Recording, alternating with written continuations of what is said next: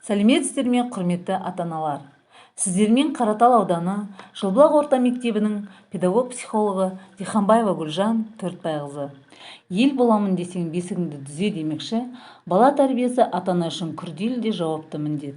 Баланың өмірге бейімделуінде мектеп, ұстаз және ата-ананың орны бөлек.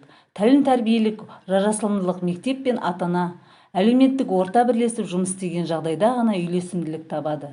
Баламен үнемі терең психологиялық байланысты орнату тәрбиенің әмбебап шарты болып табылады.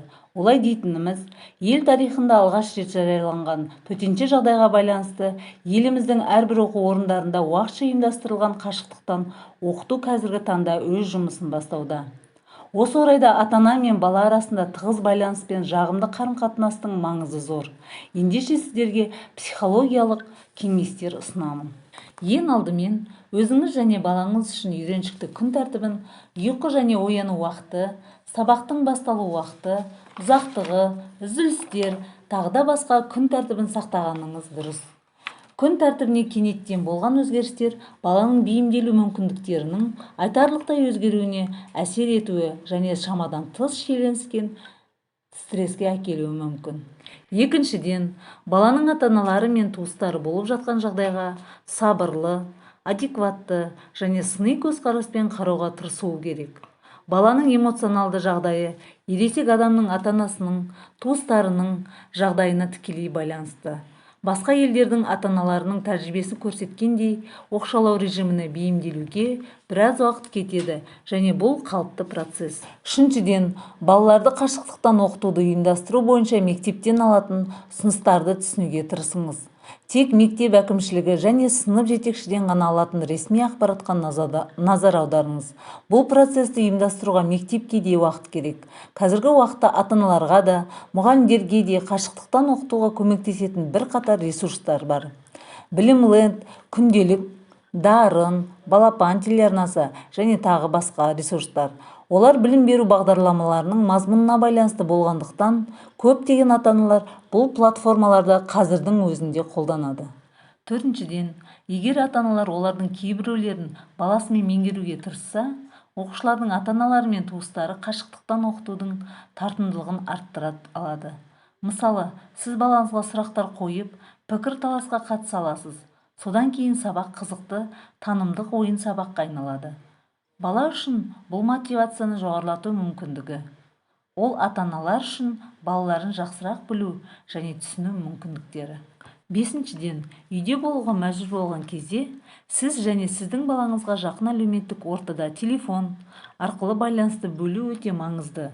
Алайда алынған ақпараттың жалпы ағынын жаңалықтар, әлеуметтік желілердегі ақпараттарды азайту қажет. Ағымдағы жаңалықтардан хабардар болу үшін жаңалықтардың бір көзін таңдап, оған күніне 1-2 рет көңіл бөлу жеткілікті. Мысалы, ертеңгі шаруалардан кейін біраз уақыт және кешке дейін ми тыныштықта болу керек. Бірақ ұйқыға дейін 2 сағат бұрын емес, бұл мазасыздықты азайтуға көмектеседі. Жақын адамдармен қарым-қатынас кезінде коронавирусқа және басқа да алаңдаушылық тудыратын тақырыптарға назар аудармауға тырысыңыз. Алтыншыдан, жақын адамдармен сөйлесу үшін балаға ақпараттық шу, кейде жалған ақпарат тарататын әлеуметтік желілерден аулақ болуға кеңес беріңіз. Әлемдегі қазіргі өзекті жағдайды жиі талқылайтын чаттардан аулақ болған жөн. Ол жерге күніне 1-2 рет кіру жеткілікті.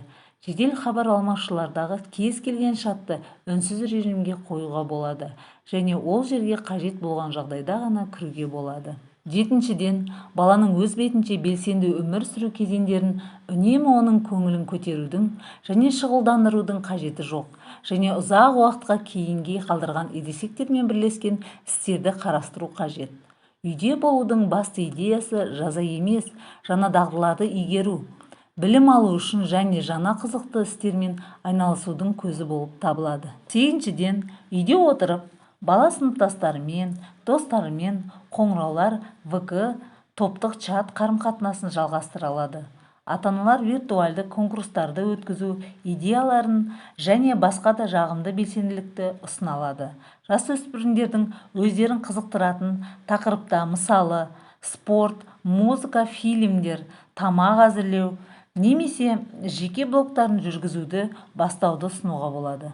Құрметті ата-аналар, сонымен жаңа ғасырда қоғам мүддесіне сай лайықты жан-жақты жетілген ертеңгі қоғам егері боларлық азамат тәрбиелеп өсірудің отбасының, балабақшаның, мектептің, барша жұртшылықтың міндеті болып отыр. Ата-аналар осындай қиын жағдайда да сыпайылық, мейірімділік қасиеттерін ұяластырып, сабыр мен ақылмен шешуге үйренейік. Бар болайық, аман болайық. Назарларыңызға рахмет.